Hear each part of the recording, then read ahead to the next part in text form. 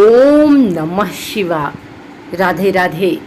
आइए सुनते हैं सावन मास महात्म्य का तीसरा अध्याय, श्रावण माह में की जाने वाले भगवान शिव की लक्ष पूजा का वर्णन।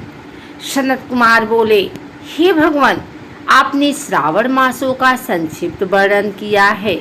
हे स्वामी, इससे हमारी तृप्ति नहीं हो रही है, अतः आप कृपा करके विस्तार से वर्णन करें, जिसे सुनकर ही सुरेश्वर मैं कृत्य कृत्य हो जाऊंगा। ईश्वर बोले, हे योगीश, जो बुद्धिमान नक्त व्रत के द्वारा श्रावण मास को व्यतीत करता है, वह 12 महीने में नक्त व्रत करने के फल का भागी होता है। नक्त व्रत में दिन की समाप्ति के पूर्व सन्यासियों के लिए यह रात्रि में गृहस्थों के लिए भोजन का विधान है। उसमें सूर्यास्त के बाद की 3 घड़ियों को छोड़कर नक्त भोजन का समय होता है। सूर्य के अस्त होने के पश्चात 3 घड़ी संध्या काल होता है। संध्या वेला में आहार, मैथुन, निद्रा और चौथा स्वाध्याय, इन चारों कर्मों का त्याग कर देना चाहिए। गृहस्थ और यति के भेद से उनकी व्यवस्था के विषय में मुझसे सुनिए। सूर्य के मंद पड़ जाने पर जब अपनी छाया अपने शरीर से दोगुनी हो जाए, उस समय के भोजन को यति के लिए नक्त भोजन कहा गया है। रात्रि भोजन उनके लिए नक्त भोजन नहीं होता है। तारों की दृष्टिगत होने पर विद्वानों ने गृहस्थ के लिए नक्त कहा है। यति के लिए दिन के 8वें भाग के शेष रहने पर भोजन का विधान है। उसके लिए रात्रि में भोजन का निषेध किया गया है। गृहस्थ को चाहिए कि वह विधि पूर्वक रात्रि में नक्त भोजन करे और यति, विधवा तथा विधुर व्यक्ति सूर्य के रहते नक्त व्रत करे। विधुर व्यक्ति यदि पुत्रवान हो तब उसे भी रात्रि में ही नक्त व्रत करना चाहिए। अनाश्रमी हो अथवा आश्रमी हो अथवा पत्नी रहित हो अथवा पुत्रवान हो, उन्हें रात्रि में नक्त व्रत करना चाहिए। इस प्रकार बुद्धिमान मनुष्य को अपने अधिकार के अनुसार नक्त व्रत करना चाहिए। इस मास में नक्त व्रत करने वाला व्यक्ति परम गति प्राप्त करता है।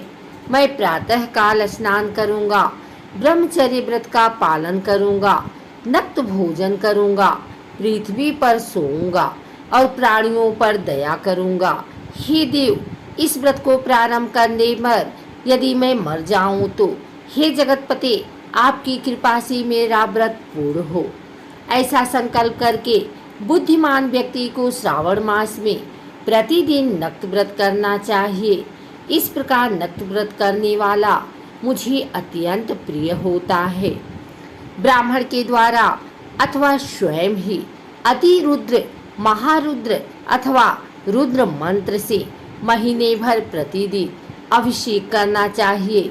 हे वत्स, मैं उस व्यक्ति पर प्रसन्न हो जाता हूँ, क्योंकि मैं जलधारा से अत्यंत प्रीति रखने वाला हूँ, अथवा रुद्र मंत्र के द्वारा मेरे लिए अत्यंत प्रीतिकर हूँ। प्रतिदिन करना चाहिए। अपने लिए जो भी भोज्य पदार्थ अथवा सुखोपभोग की वस्तु अति प्रिय हो, संकल्प करके उन्हें श्रेष्ठ ब्राह्मण को प्रदान करके स्वयं महीने भर उन पदार्थों का त्याग कर देना चाहिए। हे मुने, अब इसके बाद उत्तम लक्ष्य पूजा विधि को सुनिए। लक्ष्मी चाहने वाले अथवा शांति की इच्छा वाले मनुष्य को लक्ष्य बिल्व पत्र या लक्ष्य दुर्वा दलों से शिव की पूजा करनी चाहिए। आयु की कामना करने वाले को चंपा के लक्ष्य पुष्पों तथा विद्या चाहने वाले व्यक्ति को मल्लिका या चमेली के लक्ष्य पुष्पों से श्री हरि की पूजा करनी चाहिए। शिव तथा विष्णु की प्रसन्नता तुलसी के दलों से सिद्ध होती है। पुत्र की कामना करने वाले को कटेरी के दलों से शिव तथा विष्णु का पूजन करना चाहिए। बुरे स्वप्न की शांति के लिए धान्य से पूजन करना प्रशस्त होता है। देव के समक्ष निर्मित किए गए रंगवल्ली आदि से विभिन्न रंगों से रचित पद्म, स्वास्तिक और चक्र आदि से प्रभु की पूजा करनी चाहिए। इस प्रकार सभी मनोरथों की सिद्धि के लिए सभी प्रकार के पुष्पों से यदि मनुष्य लक्ष्य पूजा करे तो शिव जी प्रसन्न होंगे। तत्पश्चात उद्यापन करना चाहिए, मंडप निर्माण करना चाहिए और मंडप के त्रिभाग परिमाण में वेदिका बनानी चाहिए। तदंतर पुण्याहवाचन करके आचार्य का वरण करना चाहिए और उस मंडप में प्रविष्ट होकर गीत तथा वाद्य के शब्दों और तीव्र वेद ध्वनि से रात्रि में जागरण करना चाहिए। वेदिका के ऊपर उत्तम लिंग तो भद्र बनाना चाहिए और उसके बीच में चावलों से सुंदर कैलाश का निर्माण करना चाहिए। उसके ऊपर तांबे का अत्यंत चमकीला तथा पंच पल्लव युक्त कलश स्थापित करना चाहिए और उसे रेशमी वस्त्र से वेष्टित कर देना चाहिए। उसके ऊपर पार्वती पति शिव की स्वर्णमय प्रतिमा स्थापित करनी चाहिए।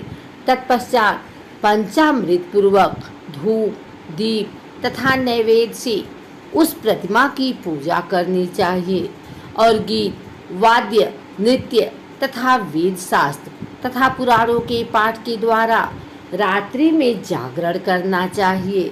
इसके बाद प्रातः काल भली भांति स्नान करके पवित्र हो जाना और शाखा में निर्दिष्ट विधान के अनुसार वेदिका निर्माण करना चाहिए। तत्पश्चात मूल मंत्र से या गायत्री मंत्र से या शिव के सहस्त्र नामों के द्वारा तिल तथा घृत मिश्रित खीर से होम कराना चाहिए अथवा जिस मंत्र से पूजा की गई है उसी से होम करके पूर्णाहुति डालनी चाहिए। इसके बाद वस्त्र, अलंकार तथा भूषणों से भली भांति आचार्य का पूजन करना चाहिए। तत्पश्चात अन्य ब्राह्मणों का पूजन करना चाहिए और उन्हें दक्षिणा देनी चाहिए। जिस जिस वस्तु से उमापति शिव की लक्ष्य पूजा की हो उसका दान करना चाहिए।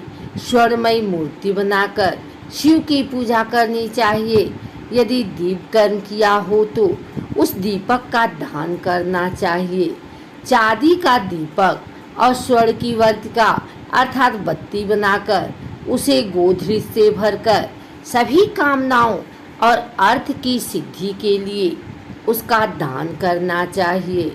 इसके बाद प्रभु से क्षमा प्रार्थना करनी चाहिए और अंत में 100 ब्राह्मणों को भोजन कराना चाहिए।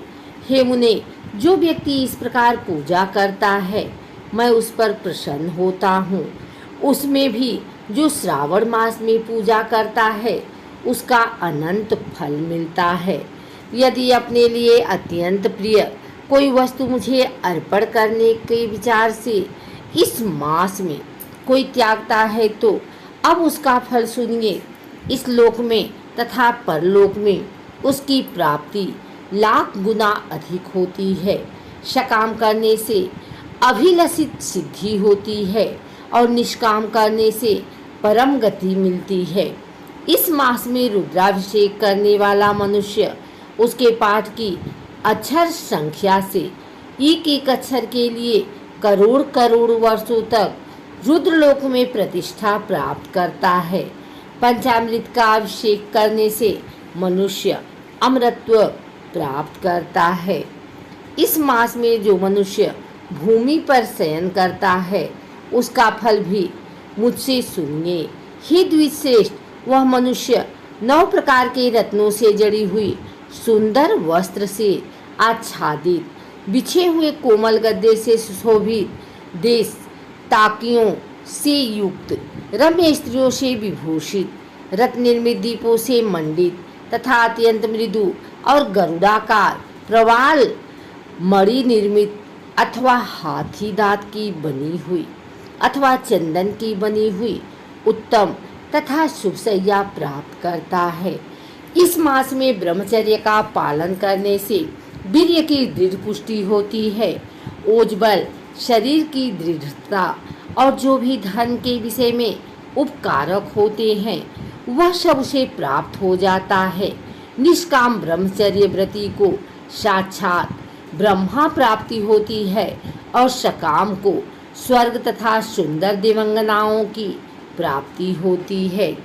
इस मास में दिन रात अथवा केवल दिन में अथवा भोजन के समय मौन व्रत धारण करने वाला भी महान वक्ता हो जाता है। व्रत के अंत में घंटा और पुस्तक का दान करना चाहिए। मौन व्रत के महात्म्य से मनुष्य सभी शास्त्रों में कुशल तथा वेद वेदांग में पारंगत हो जाता है तथा बुद्धि में बृहस्पति के समान हो जाता है। मौन धारण करने वाले का किसी से कलह नहीं होता, अतः मौन व्रत अत्यंत उत्कृष्ट है।